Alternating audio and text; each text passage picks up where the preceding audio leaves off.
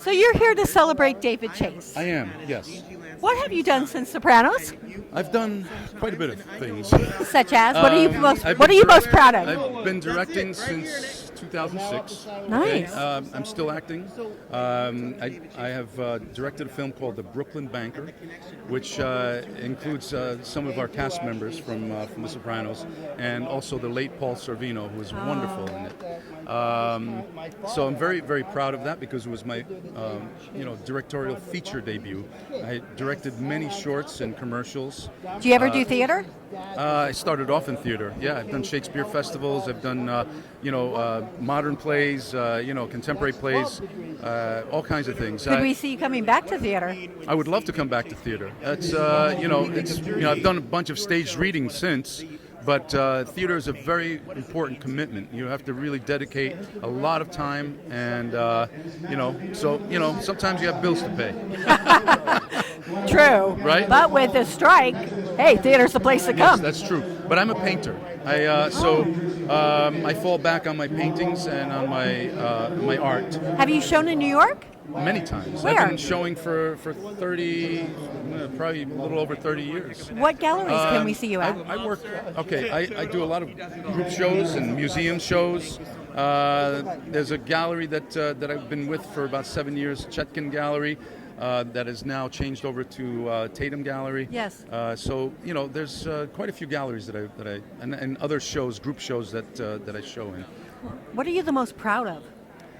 Most proud of, I would say, is being on The Sopranos with David Chase. David has given me my shot, my big break, they say, in the business. I was an unknown. I had been knocking around for 10, 12 years in New York City, and I auditioned twice. Once was for The New York Boss, which I knew I wasn't right for, and they chose a great actor by the name of Vince Curatola. Oh yeah. And then they called me back for the second season, and my manager, my agent called me up at the time, and he said, Federico, I think I have something that it's just written for you. I said, really? And it was slated at the time as Furio, Tony Soprano's cousin from Italy. And I guess they took the cousin part out of it, So did he write that role for you? Yes, I believe he did. David Chase worked closely with Terry Winter, and they created the character. Thank you. So you're here to celebrate David Chase. Correct. What has been the job that has made you the most fulfilled? You mean on The Sopranos? Nope. Okay. Anytime. Well, I had done nothing before The Sopranos, so I started out on the high board. Really? Yeah, nothing, zero. No theater? No. I Wow. went to this audition, and the rest is it. I've since played quite a few roles, yes, but I had done nothing prior. What was your favorite role besides The Sopranos? Oh, I'll tell you. A film I did with Jim Gandolfini and Brad Pitt called Killing Them Softly. Wow. We shot in New Orleans. Great role. And what can we see you doing next? I have an international acting studio. Really? On What is Zoom, it? I have Australia, I have New Zealand, I have England, I have... Do you have New York? Oh, sure, I have New York, and I have some private people who come to see me personally, and that's my theater group that I own. Well, you should publicize it right now because I own the Times Square Chronicles. Oh, okay. And this is who we deal It's with. the Vincent Curatola Acting Workshop at Gmail. And what is your favorite thing to teach people? To not act. Be. True story, to be, you're right. And what would you like the world to know right now? Calm down, be careful, and be kind. So you're here to honor David Chase. Yes. And you worked on The Sopranos. Yes. How did you get the role? Oh, good question. I actually went in initially for the pilot for Father Phil. And then they shot the pilot. Time goes by. They brought me in for Agent Grosso, which was another FBI agent. I auditioned for David in his office, and he said, hey, will you do me a favor? Take a look at these scenes and come back for Agent Harris tomorrow. I'm like, fine, it's another FBI agent. What's the difference? Well, what's the difference is Agent Harris went on for 7 seasons. Agent Grosso, who was a good friend of mine, Frank, continued, but not in the same capacity that Agent Harris did. So that was David Chase. No, the stories that I'm learning, it seems that David saw things in people and then wrote roles for them, Oh, yeah. basically. Yeah, I mean, even just like the expansion of my role as time went on. I mean, David got to know me, got to know my personality, and sort of, again, to include that in the writing. So you see a lot of the suburban dad, which is I'm a father of three, kind of put upon guy. And that's what I said. Tony and Agent Harris had a lot in common. They were both suburban Jersey guys with these kids and these wives and like lives, and they just happened, both did their jobs, they did them well, and their lives intersected. Coincided. Yeah, yeah. Of all the roles that you've done, what are you the most proud of, besides The Sopranos? Yeah, probably a show I did called Banshee over on Cinemax, produced by HBO for Cinemax. We did 4 seasons. I think it's on Hulu right now. It was just a really, really hard show because it was an action show. So it was not sedentary at all. I at a very mature age, at a time that I thought I was probably done doing stunts and gunfights. Surprise! Yeah, surprise, you are an aging sheriff in a town that is very violent, and I got to do all that stuff and hurt myself and got punched and fell downstairs and all sorts of stuff. So I was just proud of it because the effort that went into making every single episode, because it was an action show from everybody involved, was amazing. So, and a lot of people, and they're like, oh God, I've watched Sopranos 3 times, I need a new show. I'm like, Banshee. Violent, sexy, really cool. It's like Quentin Tarantino made a TV show. That's Oh, kind of wow. what it's like. Yeah. What are you doing now? Where can we see you now? I think the very last episode of season 7 of Billions is airing. So that is, Nice. I ended up doing 5 seasons on that show, 6 seasons. And so that's, and we're all on strike. The Screen Right, of Actors Guild is course. on strike, so it's been a long year. I did before that all happened, I did a movie called Altum Nights with Robert De Niro earlier this year. And that will be out next year. I thought it was going to come out this Christmas. I think they pushed it into next year. But I play Robert De Niro's lawyer, and so it's a true story about Frank Costello, set in New York in the 40s and 50s. And Bobby's amazing, and just to be near him for months was just incredible. Have you ever done theater? Oh, I did a ton of theater. I went to Juilliard, studied theater, done Shakespeare, Whoa, Chekhov. okay, so- Yeah. My background is theater and. What is the one role that you haven't had a chance to play that you'd like to play? When I was in school, I was a very young man playing King Lear. Oh, and I nice. said my entire career will now be bookended. I want to live long enough to be age appropriate to do play King Lear, Lear. and do that one on it can be a small stage, big stage, and that will be the bookend, going from school all the way to the, Is there a theater company that you'd like to work for that you haven't? Labyrinth Theater Company in New York. okay. I'm just a huge fan of everything they've ever done. They have an amazing company, and so many of my friends and people I know and respect all work with that company. So And what is your advice for young actors? run. Did I say it loud enough? Run. Oh, I agree. If it's bitchy, you're in trouble. Yeah. I mean, well, it's crazy because these days your advice can be far more interesting because so much. I just saw Jason Alexander giving the same advice. It's like you could do everything now. Like with these iPhones, you can make your own movie. Oh, absolutely. So go do it with your friends. We had to sit and wait around for people to pick us through the auditioning process to do something.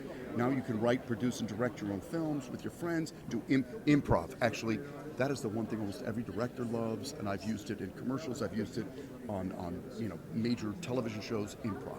And there's so many great teachers out there, great classes.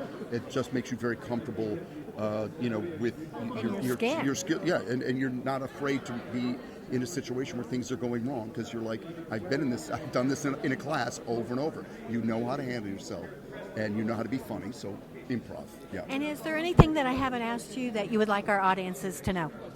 Oh, I just really what a great an evening. I was just saying that David Chase hates this. He hates this attention, and I'm so glad that we're going to force him to sit there and hear nice things about himself tonight. So, Aw. yeah.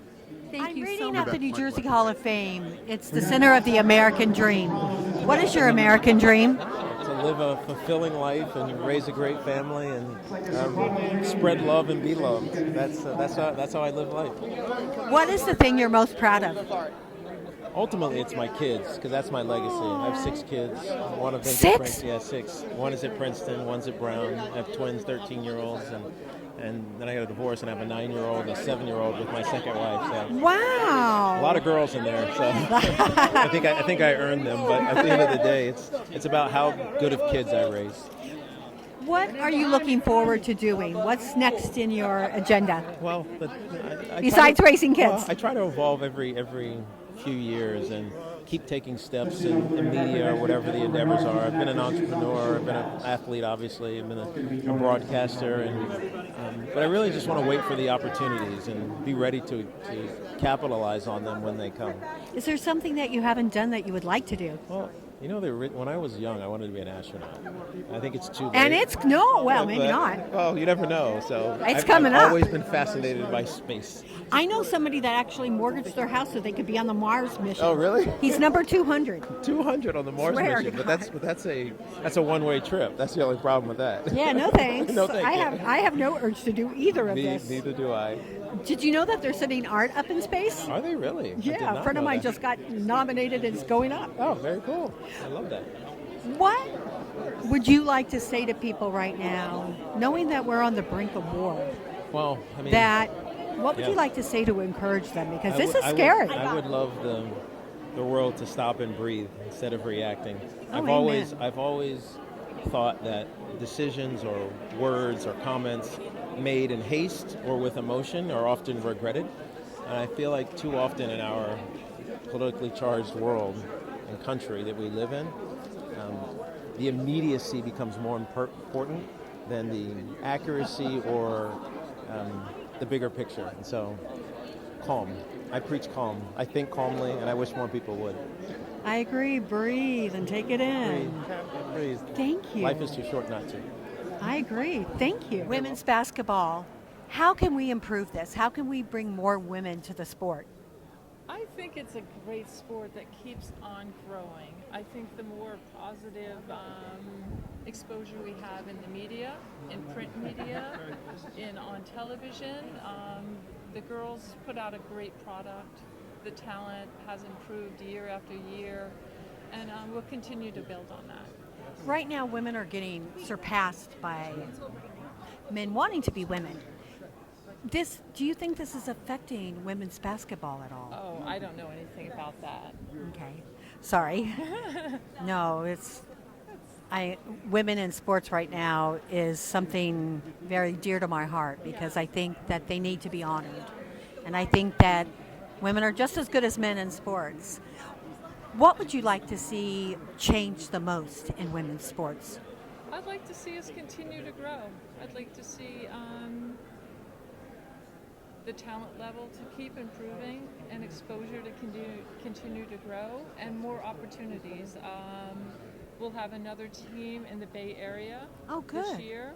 2024 they'll come in, so that's another 12 jobs, professional women basketball players. That's a whole new coaching staff, a whole new management team, a whole new commentating team. So just about 100 new jobs from that organization in women's yay. sports. So Yay. it's amazing. So And we'll what- continue to grow. What would you say to young girls that are looking forward to being part of this? How would you tell them to train? Just find something you love, whatever it is, and pursue that. And I always, it's never always basketball. It could be art, it could be music, it could be nursing. Whatever you love and want to do, pursue that. Pursue that with all your heart. Thank you. My interviews are turning all about love, and I love this. Thank you so much.